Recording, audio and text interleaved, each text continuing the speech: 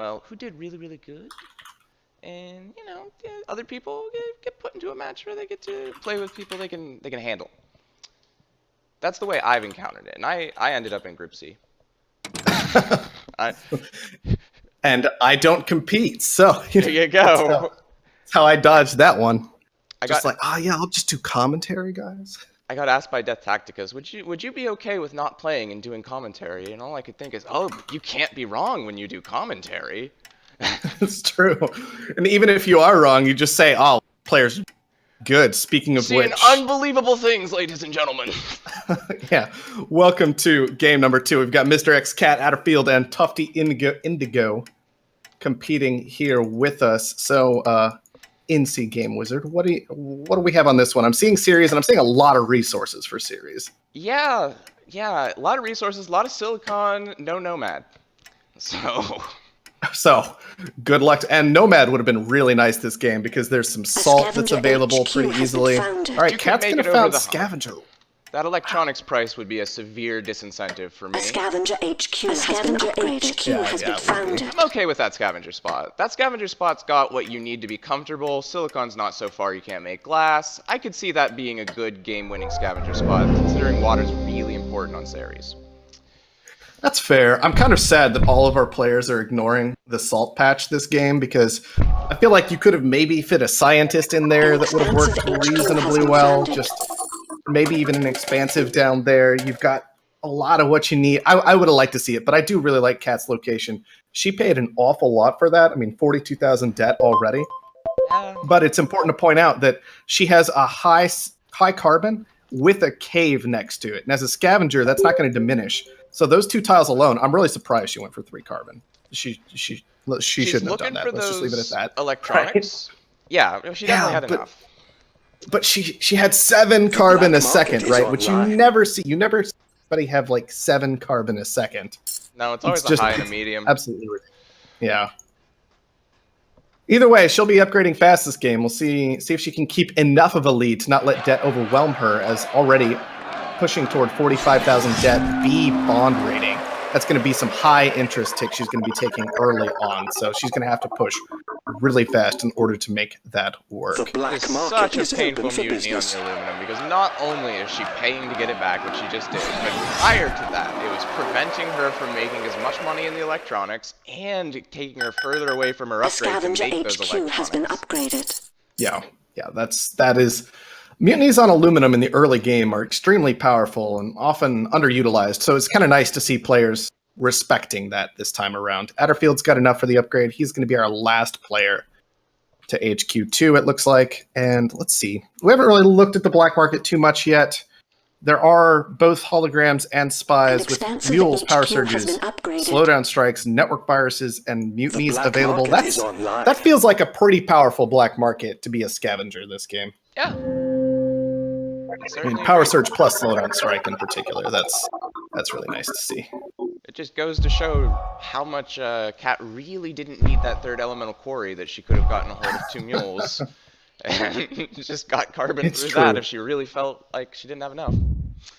All right, Kat going after ice this game. That's a little bit odd for a scavenger on Ceres in particular, but there's a great water near her. The big advantage of scavengers over everybody else on Ceres is no diminishing resources. So you'll often see other players. Yeah, you want those highs and you want the mediums because they're going to be amazing for you all game. And oftentimes you'll see other factions be the factions that move into the ice, as ice will never diminish and provides a respectable amount of water as long as the sun's out. It's also nuke proof, which is not important in this game, but just as a general note to our players. Yeah. Also nuke proof. That is sometimes quite valuable, especially on Ceres, where nukes are all the more powerful because of the limited number of resources. Nuclear plant online for people who aren't as familiar with Offworld and especially Ceres. Nuclear plant was a building that was added in the Ceres initiative. When Ceres itself was added, uranium is also on this map. Not a whole lot of it, but it does exist. And those nuclear plants convert uranium and water into a hefty amount of power. So not too surprising to see Atterfield moving into them early. They're quite expensive, but he's using his half steel prices as the expansive faction to have them be a little bit cheaper, and he'll be looking to pay off his debt and start making money off those very rapidly. Cat, I think, is looking at The liquid patent batteries. lab is constructed. I Let's figured, get our science on. Yeah. I figured Why it not? had to be when the patent lab was coming out, and indeed, I don't know how I feel about it. As you can see, water, already she has a decent stockpile. We could start there. And it's cheap. Yeah. And other players have claims in spades in water. Just Expansive even has a high and a medium and a low, which she's currently making electronics on, which could at any moment pretty much destroy the water market as it needed to stand, unless you get significantly more water production, electrolysis reactors, farms online, maybe those nuclear plants, but those don't consume very much water at all. So, Yeah. The black yeah, market just is in general, online. I don't know if liquid batteries is a strong choice here, but it'll be good late game. I'll be a bit more aggressive and say the more I stare at that, the more I hate it. I really hate that. So my big concern about Kat this game, and she's already in seed debt, 94,000 debt right now. Right. My big concern about Kat was that I thought she needed to get the ball rolling fast. She needed to move quick. She needed to get through upgrades as fast as possible in order to keep that bond rating acceptable and potentially just rocket ahead of everybody else, because she was set up in a position to do it. And going after a patent lab, going after liquid batteries provides almost no benefits right now. Yeah. And it's costing money right now. It costs money to get the patent lab up. It costs money to get the chems together to get that done. And it's just, you're just slowing yourself down so much. So, nanotech. I hate nanotech. I hate that The too. black market. I hate is everything open Cat's for doing right now. I'm business. gonna go look at Atterfield. A lot of the time, I would be in love Nuke with for sale. nanotech. Because Underground nanotech nuclear is one of explosion my device favorite for sale. patents. It's basically a Oh, I love gimme. Yeah, absolutely. And in this case, we see it's a little bit better now that the electrolysis reactors are coming down, because it's a little bit chewed through what Kat had, but she had 1,000 carbon. And what nanotech's going to do for her is it's going to let her turn her buildings back into those resources that were required to build them. That means she's got a little bit of glass in these farms, a little bit of glass that she's not getting out of in these solar condensers because of the fact she just went into liquid batteries, so that's a long-term thing. So basically, we're in a spot where she doesn't really gain anything since she's got that high that's really easy to transition into a double high with that cave. Yeah. Yeah. I don't understand the nanotech decision at all. It keeps A scavenger nanotech from all the HQ rest has of your been players, upgraded. but Steel's at $27 right now, and it's just I don't really agree with the nanotech play either. But that said, Kat is up at HQ5 because she's been successfully making enough money on these reactors and these farms. Nobody else aggressively moving into those resources, and that's costing them absurd amounts of money right now. Atterfield only recently getting his farm triangle online and just now trying to move into the electrolysis. So Kat, even if I don't like some of the overall strategy that we're seeing from Kat, she's at least in the right markets at the right times, and black sometimes that can be enough market to is get you there. online. Yeah, it's definitely looking like a very Cat-centric game. I'll just put it that way. Yeah. A lot of what Cat's doing is driving the commentary and driving the match, basically. Just put it that way. It's true. That said, Mr. X, once again in a patent lab, he is after teleportation, which I guess I don't mind too much, as, well, this happened with this aluminum mine all the way across the map, which is costing him $125 in fuel a second. So at least that's going to stop in a moment here. Also, after thinking machines, he actually had a huge number of patents queued up, and that's a dangerous thing to do. Not something I would ever Black recommend, market is because open for business. when you've got all those patents queued up, yeah, you've kind of set them and you can forget about your patent lab for a little while, but you're not using those resources to upgrade or buy black market items or just continue to invest. They're just sitting there. All those resources that he has in slant drilling right now are sitting around doing absolutely nothing, which is the worst thing you could possibly do with your money. There might be a brief situation where if chems are just so cheap, that $60, $70 a unit magic zone where you can just sell 100 of something and buy 100 chems, then maybe queue up some patents. But otherwise, probably not worthwhile to have your money sitting like that. Unless you expect the chem price is going to do exactly what it's doing right now, which is shorting. Yeah. So you could, for example, cancel out of slant drilling and suddenly sitting on 80 spare chemicals that now cost almost $300 a piece doesn't look nearly as bad. It just doesn't. New building is available for All right, auction. upgrade to 4 for Mr. X. Atterfield running a little bit behind on the upgrades. I think he's just playing scared, honestly, because Cat has a lot of cash on hand right now, and upgrading is looking pretty dangerous without having a large stockpile of money set aside for yourself.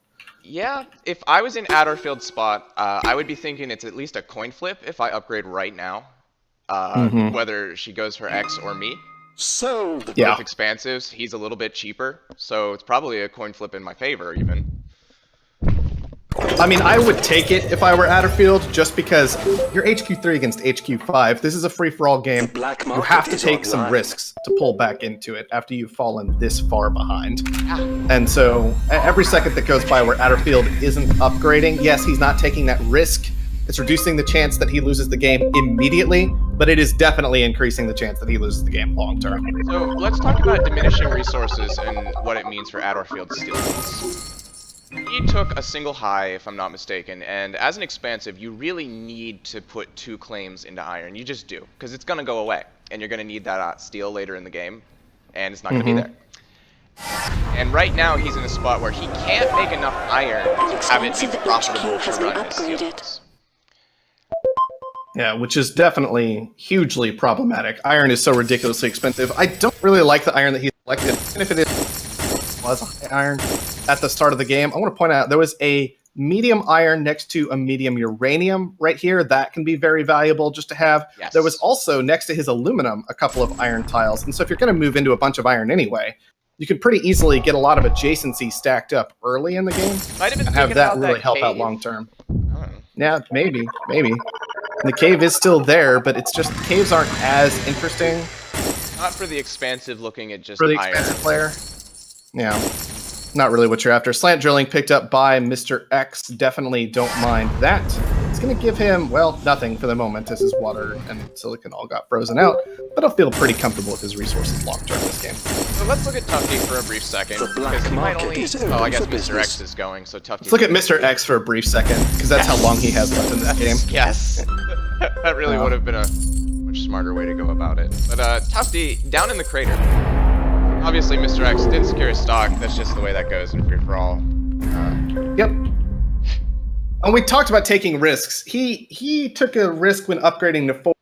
He took a much bigger risk when he continued to pick up patents after that upgrade, Yes. as it meant that he suddenly, patents were absurdly expensive, and he did not have the cash on hand to be doing that nonsense. Adderfield and Cat both going to jump on him and punish him for that decision. It's an interesting move from Adderfield, though, because it means he thinks he's going to get more of a benefit out of this than Cat is, and he's still an HQ behind. They've ended up even Cat is in a on massive the amount split of debt. here. Yeah, that's How the big could thing. one Is Cat has a lot of refuse debt, such a 150. wonderful plot of So, land. if you can keep Cat from making power, which would require starting to stockpile black market right about this second, Yeah. you could probably contest this. Congratulations. Yeah, Adderfield really does need to make a black market purchase right now. He's got 100,000 in the bank. There are black market items here that are extremely powerful and only cost 6k a piece. You need to be using that cooldown constantly, because whenever you make that black market purchase, it's going to be another minute before you're allowed to make another one, and you don't have to use the item right away. So whenever you see something powerful sitting around and it doesn't cost all that much, you want to use that cooldown so you've got it when you need it An later on. expansive HQ has been Tufty's sitting on a pair upgraded. of lows, down in a crater, and it's one of the smaller craters that I've seen. Never Yeah. a good spot for your HQ to be in as a scavenger. He's kind of playing like a scientist, building glass on his silicon, which, I mean, might prefer to see his claims used a little bit differently, a little less water, maybe a silicon claim on the high and just make your glass at home. I don't know. That electrolysis reactor not doing anything for him. But just in general, behind because of the fact that he overinvested in things like aluminum when it wasn't going to pay out, and he just underinvested in HQ location. Yeah, I did not like Tufty's location when he founded it. We didn't really... Cat had outlier found of founding extremely early with a massive amount of debt, but Tufty, as you say, in a small crater, he could have pretty easily just been outside that crater a little bit, maybe a little bit to the south, closer to his aluminum, A and then scavenger shipped in the HQ has been carbon so that he's got a upgraded. little more space next to him. And that would mean he didn't have to do these things like having farms and glass kilns disconnected from his headquarters, which really slows down your economy drastically long term. This would be my thinking for Tufty. Just ignore everyone else. You don't need to be where they are. Go to the northwest corner, and you can see he's got better carbon than he's currently got right there. He's got water and aluminum he could be founded on. So the shipping would be a little bit painful for the carbon, but he could be making fuel to make up for that fact. And there's silicon over there. So it's pretty much a smorgasbord for a scavenger. That's everything they need. And even if he was in the crater because he wanted to be adjacent to... It's a much bigger crater, so that's way more acceptable at that point. It's a bigger, nicer crater. Yeah, it's just a nicer crater to be in. It's fine. You don't have to worry about it. Yeah, that's important for your scavenger players, as it turns out. Man, food's gone absolutely insane this game. Yeah. Put down more farms. With that pair of farms, not really cutting it. Yeah, and that's the thing, is these players are relying on pairs of farms, which I hate so much more than anybody else in this entire community hates. Now, Kat has her farms at least well upgraded, but I want to point out that the thing about food is it's a life support resource. Yes. So you're consuming it constantly. So even though it looks like Hacker Ray Auction really should go for something, all right, Kat's going to bid on it. Even though it looks like Kat is making $1,100 a second from these farms, she's really only making about half of that because half of it is being eaten up and sent to go and combat her debt. Automatically. There's nothing she can do about it. One thing that's favorable in Kat's corner, and she is making a lot of money in every industry that she's in. It's very hard for me to point at something on Kat's HQ and say it shouldn't have that. The liquid batteries that she went into has, at this point, kind of paid off in spades. You can see the way water is just yo-yoing back and forth, and she's just, I can go into more farms, but I don't need to because I'm making $205, $242 a second on just this water 24 hours a day. So in a way, Kat has equalized her problems. The market has definitely swung her way. That was also an extremely important pickup for Kat. Tufty was falling down on debt. Adderfield kind of tried to get in there. He got 3 stocks purchased up, but he just did not have the money to compete with Kat when it came to that final purchase. And that all circles way back around to black market usage this game. Kat had slowed Adderfield down with a power surge.